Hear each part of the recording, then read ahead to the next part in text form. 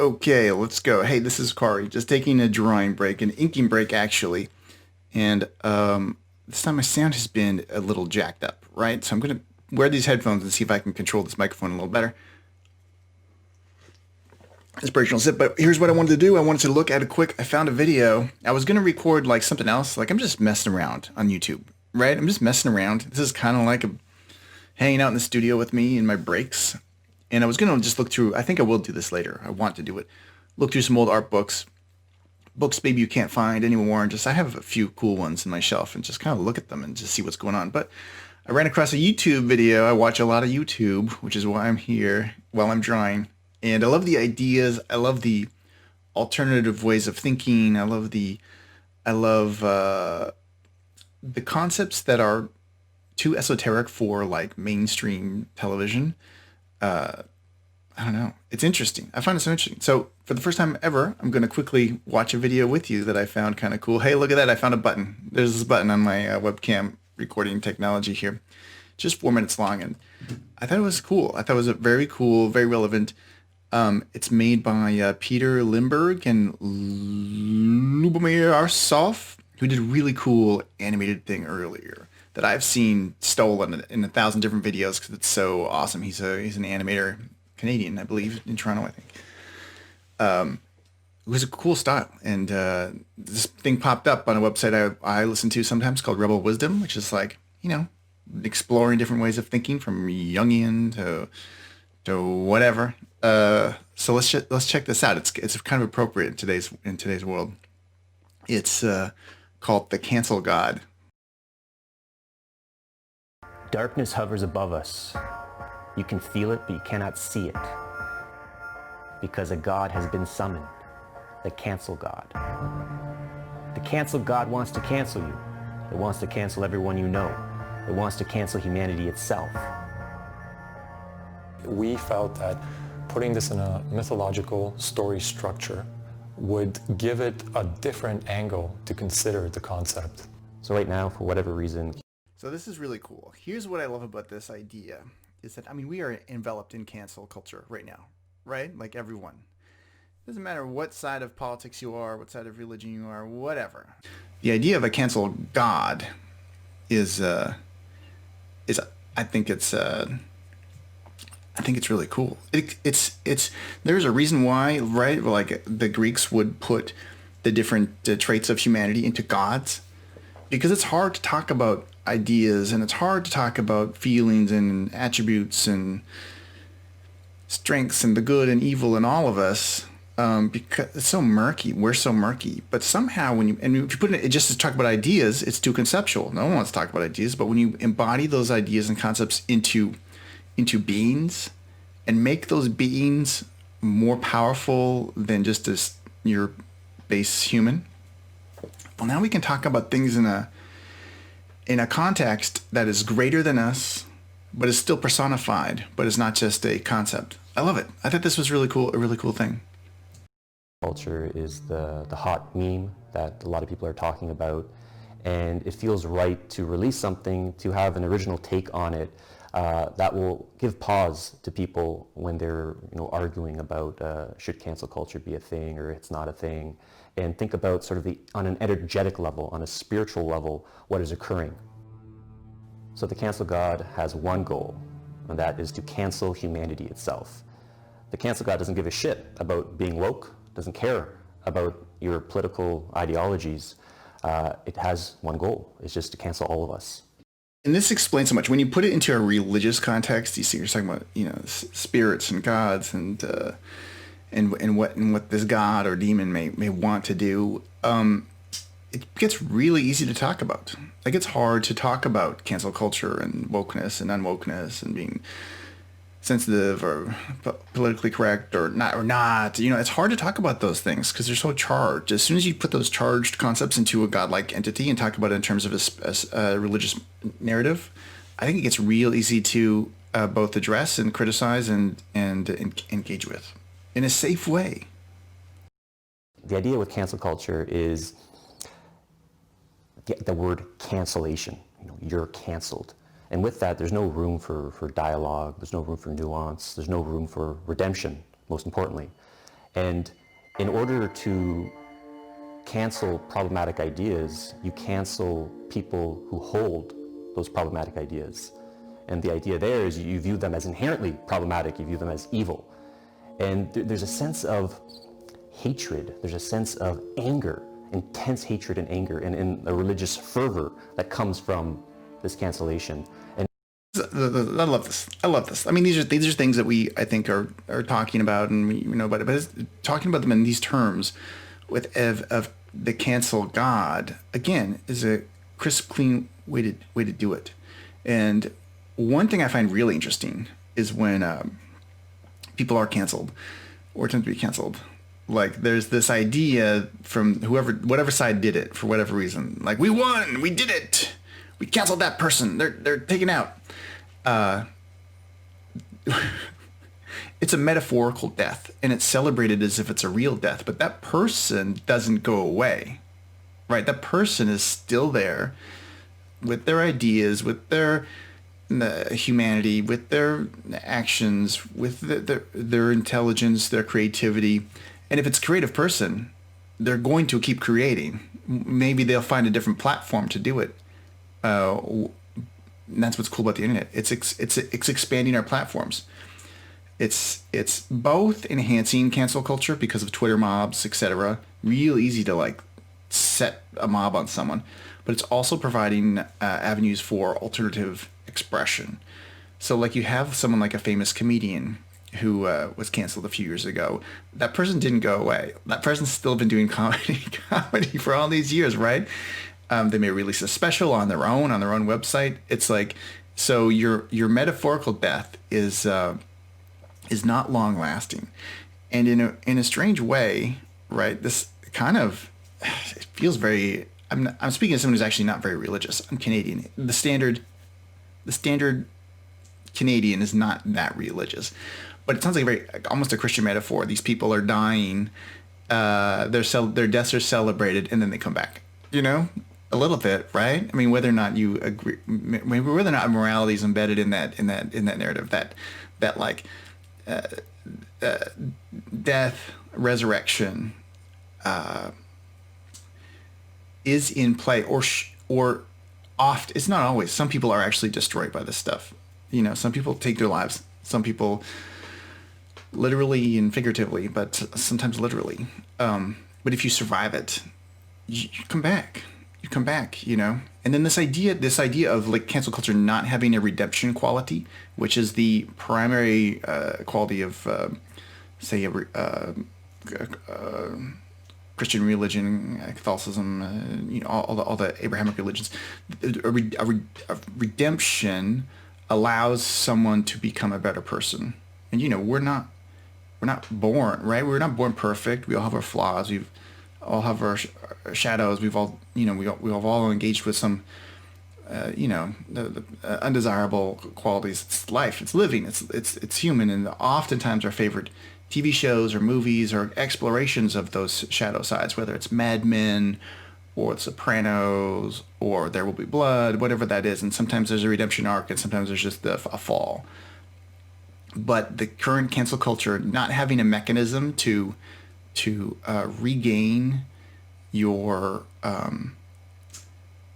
yourself or your redeem your flaws is interesting. That's like I would call it primitive religion, a religion in the past where there's only execution. You don't agree with this? Execution. It's not a sophisticated mechanism. It doesn't allow for growth. It doesn't allow for engagement. It doesn't allow for change. It doesn't allow for actually any of the things you think you might want, you think you might be talking about. I think this is a great metaphor. That the being of the cancel God emerged. We felt that the cancel God is malnourished, that it is insatiable, and that it eats truth, right? It eats the ability to speak truth by canceling everyone's ability to come out into the public square and speak their truthfulness. But it also speaks to the fact that it is just deeply malnourished and in constant want.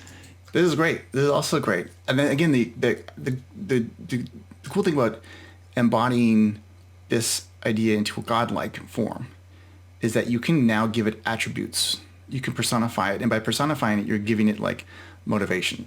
You know, these ideas that sweep through culture are hard to understand, but when you embody them into a god, it's like now you can give them, oh, it's an insatiable desire to cancel everyone. I can understand that real easy. I can't understand the actual psychological desires for that. I mean, I can, but you know, it's hard to talk about. You have to really explain it. Lots of metaphors. If you embody it in a god, instant, boom. You know, I think that's cool. And it's so. There's so. I mean, it may not be a direct truth, but there's so much associated truth with the idea of the cancel god as someone that is insatiable and just needs to keep it up. That it can never be satiated, and it's this devouring hole in its chest will never be fed until it is all cancelled. Interesting that they put the devouring hole into the chest where the heart lives, and the heart is our representation for love, and the emptiness of love creates this cancellation god. I think that's okay. These are things they probably haven't really thought about, and it's not a deliberate thing, but this is what's great about art. You should never quite know exactly what you're doing, even when you have a bit of an agenda. I mean, this thing seems a bit of like, oh, here's an idea, let's do the idea. But even when you do the idea, you're operating on a level that is below what you're actually operating on. Oftentimes, like when you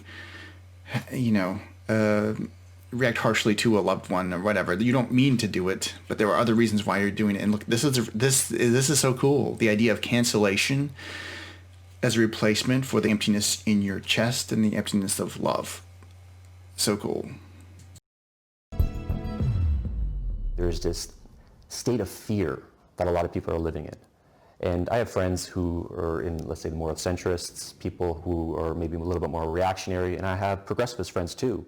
And across the board, across this political spectrum, everyone's afraid of cancel culture. Everyone's kind of stumbling on their words. They're not sure what they can say, so they're guarding themselves.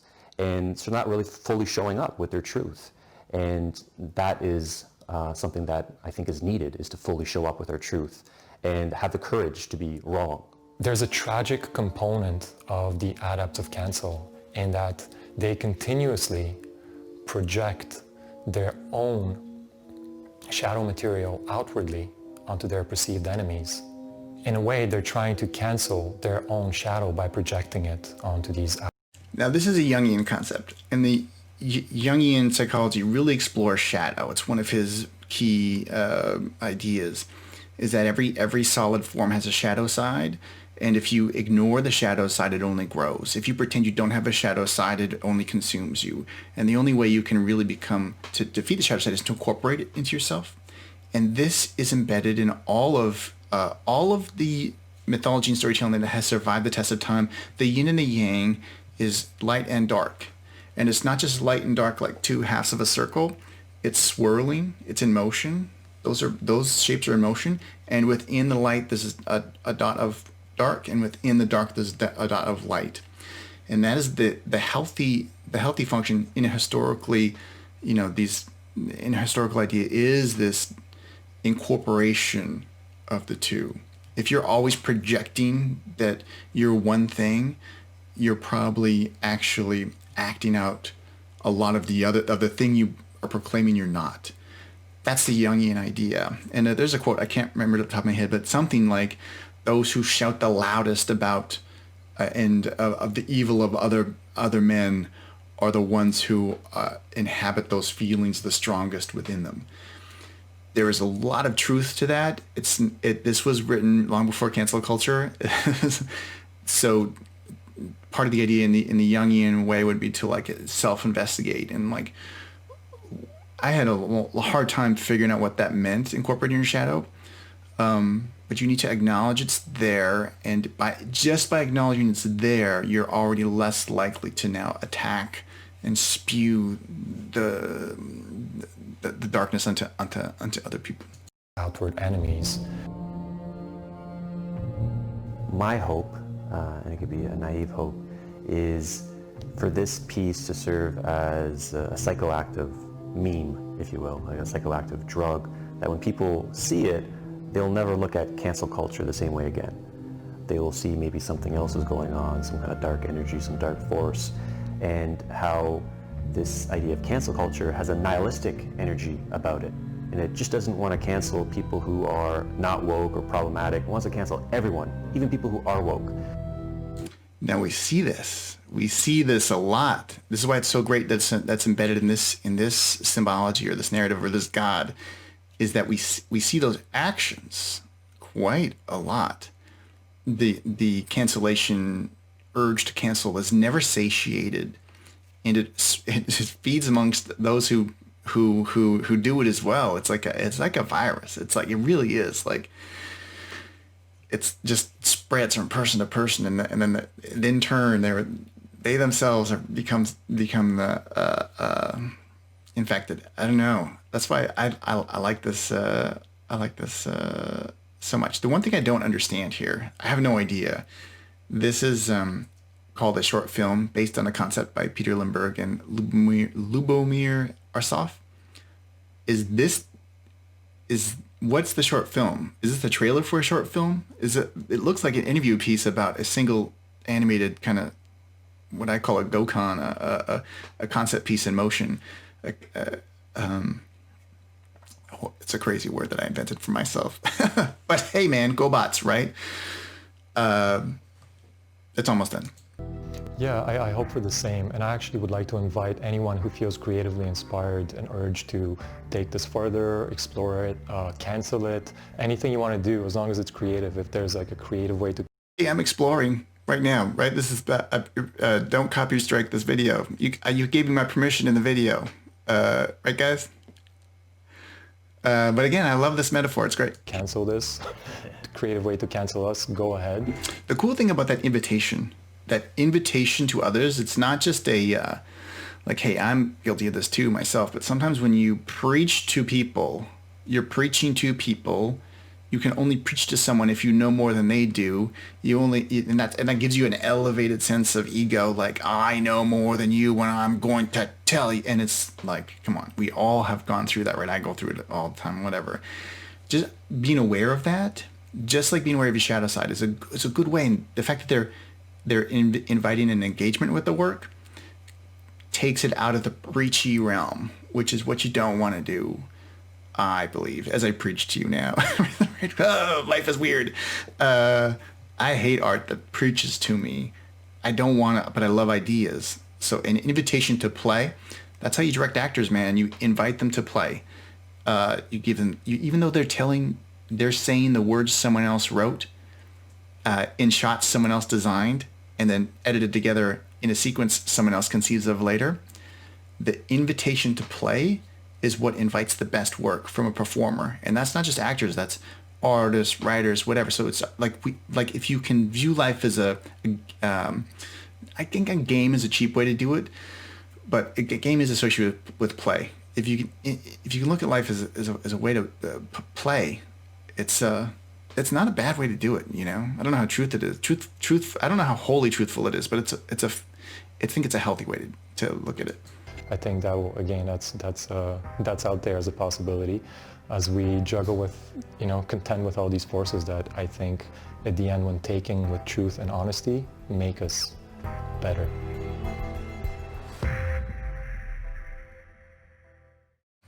Well, hey, this is an experiment for me. Again, I only can do these if I do them quickly while I take an inking break. This is twice as long as I wanted to spend. 20 minutes? God, 20 minutes? Man.